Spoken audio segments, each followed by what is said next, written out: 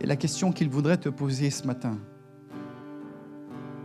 c'est quand est-ce que tu es venu dans le palais du roi? Quand est-ce que tu es venu devant le trône? Quand est-ce que tu es venu t'allonger devant lui et prendre du temps juste à côté de lui? Parce que pour annoncer l'évangile, eh bien, il y a deux cas de figure. Il y a ceux qui sont au pied du trône, qui sont dans la présence de Dieu, qui entendent sa voix, qui peuvent même le regarder. Et puis, il y a les autres, ceux qui contemplent le royaume, mais qui sont sur la colline de l'autre côté.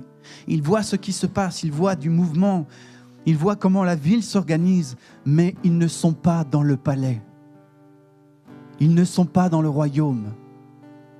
Et pourtant, ils parlent de ce royaume, comme s'ils y étaient.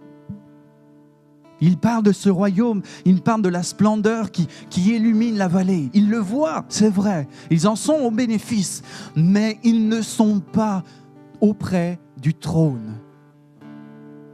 Et là, j'ai une question très importante à vous poser ce matin. Quelle est la dernière fois que tu as regardé le visage de Jésus?